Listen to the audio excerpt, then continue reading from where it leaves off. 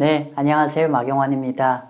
오늘 시간은 현재 시점에서 글로벌 매크로를 좀 어떻게 판단해야 되는지에 대해서 세계적인 채권 전문가이신 제프리 군둘락이 지난 주말에 금요일 날 글로벌 기관 투자가를 대상으로 컨퍼런스 콜을 했어요. 그래서 그 자료를 우리 유튜브 구독자들한테 중요 부분들을 한번 공유를 해드리겠습니다. 그래서 세계적인 채권 투자자인 제프리 군둘락은 더블라인에서는 현재 글로벌 매크로를 어떻게 판단하는지 한번 우리가 참고할 수 있는 좋은 시간이 좀 되었으면 합니다. 한번 시작해 볼게요. 일단 첫 번째는 경기 선행지표입니다. 경기 선행지표인데 제가 이 컷을 좀 올릴게요.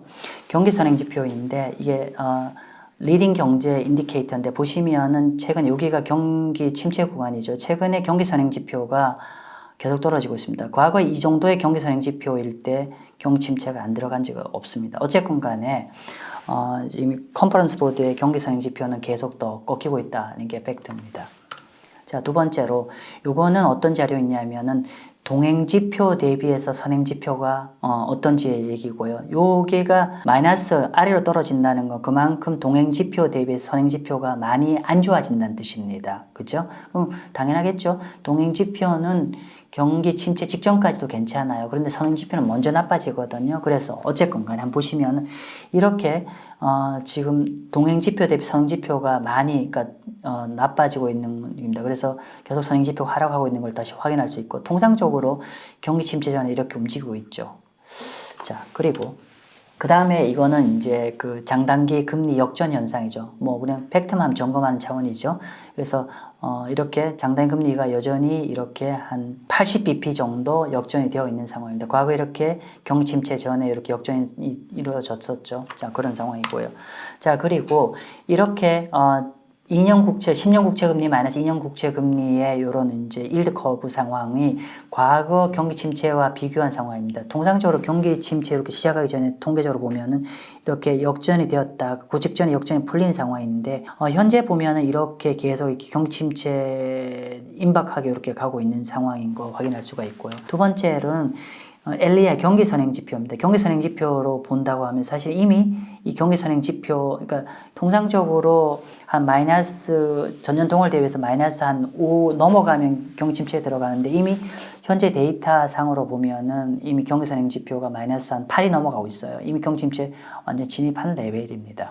이게 이 데이터가 언제부터냐면 68년부터 최근까지 데이터입니다. 경기선행 지표로 봐서는 경기 침체에 이미 거의 도달했다는 걸 확인할 수가 있고요. 그 다음에 PMI 지표 중에서 선행 지표, 그러니까 PMI가 앞으로 어떻게 될지에 대한 걸 예측할 수 있는 게 뉴 오더 신규 주문 지표인데, 신규 주문 지표도 보시면은 우리 50을 기준으로 하죠. 최근에 45 아래로 떨어지고 있습니다. 그죠? 이미 그래서 과거에 통상적으로 이 정도 레벨의 경기 침체가 들어갔었는데 그보다도 선행 지표는 더 아래로 좀 떨어지고 있다는 걸 다시 한번 확인할 수 있는 상황이고요. 그리고 PMI 지표가 지금 현재 과거에 보면 PMI 지표가 이 정도 왔을 때 좀 더 떨어지는데 어쨌건 간에 이제 여기까지 왔었죠. 근데 이거 앞으로 떨어질지 여부를 판단할 수 있는 게 바로 앞 지표. 여기 뉴오더 더 떨어지잖아요. 그래서 아마도 이 지표가 더 떨어질 것 같습니다. 적어도 PMI 제조업 지표로 봐서는 경기 침체에 거의 임박했다는 걸 확인할 수가 있고요. 그 다음에 이 부분은 자주 등장하네요. 시니어 론 오피스 서베이. 대출 기준입니다. 이 자료는 어떻게 보셔야 되냐면 빨간색을 기준으로 했을 때 오른편을 보셔야 돼요. 현재 이렇게 46까지 올라갔죠. 이렇게 대출 스탠다드가 강화된다고 하면은 여기 파란 색깔은 뭐냐면은 GDP 성장률을 뒤집어 놓은 겁니다. 즉 위로 갈수록 GDP가 마이너스 성장이고 아래로 갈수록 GDP가 많이 성장하는 겁니다. 즉 대출 스탠다드가 이렇게 대출을 이렇게 많이 조이면 줄수록 경제가 수축된다는 겁니다. 정확하게 같이 가죠. 정확하게 같이 갑니다. 그래서 현재 GDP 성장률이 최근 거 업데이트 안 된다. 1.5 정도인가요? 2.5인데 현재 이런 이제 시니어 오피스 서베이로 본다고 하면 추가적으로 더 GDP가 더 둔화될 것 같고요.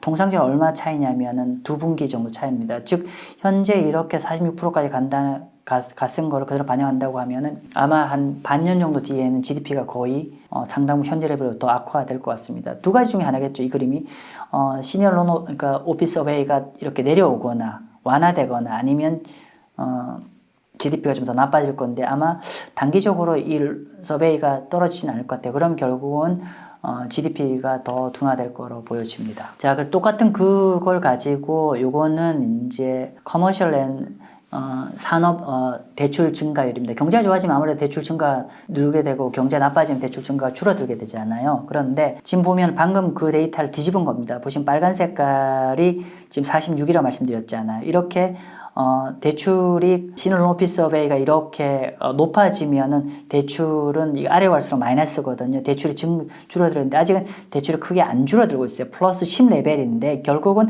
과거의 예를 보면 같이 돌아가잖아요. 그렇죠? 결국 대출도 더 줄어들 것 같다. 대출을 준다는 건 그만큼 경제가 둔화가 된다는 뜻이겠죠. 그래서 이게 얼만큼 선행이냐면 시니어 론 오피스가 4분기 선행이랍니다. 그러면 이렇게 악화되어 있다고 하면 아마 내년 이맘때 정도 되면은 대출 증가율이 이제 마이너스로 역전될 거 개연성도 있다라고 보는 것 같습니다. 자, 그리고 이거는 이제 실업률 지표인데요. 통상적으로 실업률은 경기 후행 지표입니다. 그래서 경기 후행 지표인데 그러면 우리가 실업률이 뭐 과거에 보면 이렇게 정확히 나오죠. 이게 경기 침체 구간인데 실업률 고점이 언제냐면 경기 침체 끝자락에 고점이 잡힙니다. 그죠? 이렇게 고점 잡히는데 그러면 우리가 실업률을 가지고 경기의 방향성을 예측하려고 하면은 우리가 바닥에서 딱 턴 어라운드 한 시점이 되게 중요합니다. 보면 바닥에서 턴 어라운드 하고 얼마 안 있다가 다 경기 침체에 들어갑니다. 실제 후행 지표이기 때문에. 그죠? 그래서 지금 여기서 보는 그래서 저희가 그거를 바닥에서 추세 전환을 확인하기 위해서 12주 이동평균선을 활용을 한 겁니다. 그런데 최근에 한번 볼게요. 최근에 실업률이 3.4에서 3.7로 올랐잖아요. 근데 12개월 이동평균선으로 가면 3.66인데 현재 거기 딱 터치가 되기 시작했습니다. 즉 추세가 전환되기 시작했다는 얘기고요. 지난주에 발표된 자료인가요? 이니셜 자클램네스 초기 실업수당 청구 건수도 꽤 크게 늘어가고 있습니다. 그래서 실제로 초기 실업수당 청구 건수도 보시면은 방향이 좀 턴어라운드를 하고 있습니다. 그래서 우리가 보통 글로벌 이제 투자 전문 회사들 같은 경우는 실업률 저점에서 플러스 0.5 정도 올라가면은 그건 경기 침체로 들어가는 방향이 거의 확실하다고 얘기하는데 지금 3.7이잖아요. 그러면 3.5에서 0.5를 더하면은 얼마입니까? 3.9 정도가 도달 여부가 굉장히 중요할 것 같습니다. 어쨌건 간에 그 방향으로 가고 있다는 거 확인하시면 될 것 같습니다. 그리고 최근에 주가 많이 올라가고 있죠. 주가 많이 올라가고 있는데 이게 S&P 연초 이후 S&P 500 주가 흐름인데 그런데 문제는 이렇게 최근에 문제가 되고 있는 부동산 은행주는 계속 이렇게 회복을 못하고 있습니다. 한번 볼게요. 요거는 이제 프로퍼티 부동산 지수고요. 계속 밀리고 있죠. 26% 깨졌네요. 그리고 뱅킹 섹터 그리고 지방은행들 계속 이렇게 저조하고 있습니다. 적어도 그래서 현재 미국에 문제가 되고 있는 은행과 부동산 쪽에서는 주가가 회복하지 않고 있다는 게 그만큼 이쪽에 매크로 리스크가 노정되고 있다는 걸 다시 한번 확인시켜주는 작업이 될 것 같고요. 그 다음에 은행이 보통 이제 경기 침체에 들어가기 전에 은행 파산이 먼저 선제적으로 일어나는데 최근에 이제 미국 예금자 보험공사에 파산된 자산의 규모인데요. 보시면은 1930년대 대공황 때 그리고 90년 초반에 저축은행 사태 그리고 2009년, 2008년 리만 사태 때인데 지금 보면은 최근에 부도가 난 은행이 미국 3개밖에 없는데 불구하고 너무 큰 은행들이 부도가 났기 때문에 GDP 대비가 2% 육박합니다. 그래서 이런 부분들도 우리가 그만큼 전체 경제에서 일정 부분 우리가 주목해 챙겨야 될 부분일 것 같다는 거고요. 아니다 할까 이렇게 자세히 보시면 이런 이벤트 터지고 경침체 구간이잖아요. 그래서 이런 부분도 우리가 최근 주가가 꽤 가고 있지만 이런 부분 좀 주목을 하실 필요가 있다는 부분 말씀드리고 있고요. 그 다음에 물가 얘기해야 되는데요. 물가 같은 경우는 지금 미국의 M2가 지난 100년 만에 처음으로 지금 마이너스 오히려 감소를 하고 있어요. 물론 이제 이거는 코로나 팬데믹 때 급격하게 통화량을 늘린 거에 대한 반대급부적으로 이렇게 줄인 상황인데 그러면 결국 이렇게 통화량을 줄인다는 게 어떤 효과가 있는지를 한번 보도록 할게요. 이렇게 되죠.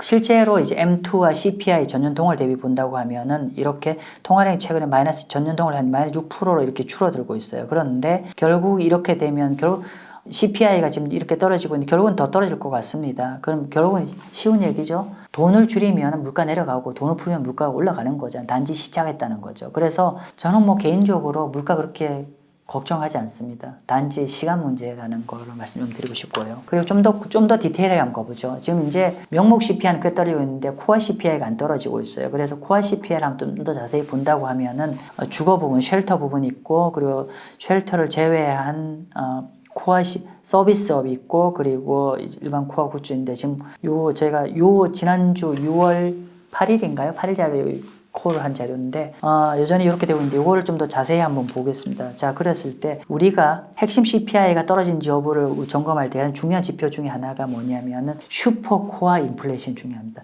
슈퍼 코어 인플레이션은 앞 슬라이드에서 여기 쉘터 부분을 제외한 부분이에요. 쉘터 부분을 제외한 부분인데 근데 보시면 최근에 급격하게 떨어지고 있죠. 그죠? 그래서 슈퍼 코어 인플레이션이 최근에 좀 떨어지고 있는 걸 좀 확인할 수가 있고, 그리고 또 하나 우리 물가 CPI를 얘기할 때 CPI의 선행지표 성격이 PPI잖아요. 그러니까 생산자 물가가 떨어지면 나중에 CPI도 그런 방향으로 가게 되는데 지금 최근에 보면은 생산자 물가 크게 떨어지고 있어요. PPI가 3%대까지 계속 하락하고 있는 모습을 확인할 수가 있고요.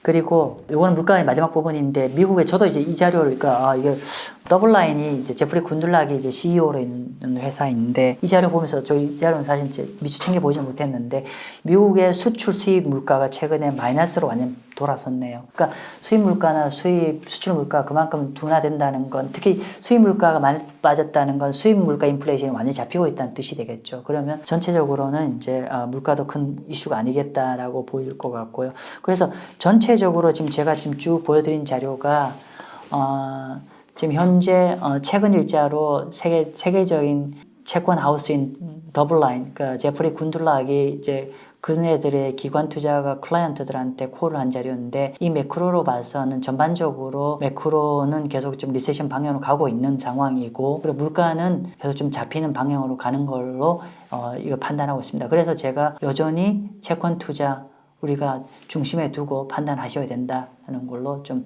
해석을 하고 여기서 마치도록 하겠습니다. 네, 감사합니다.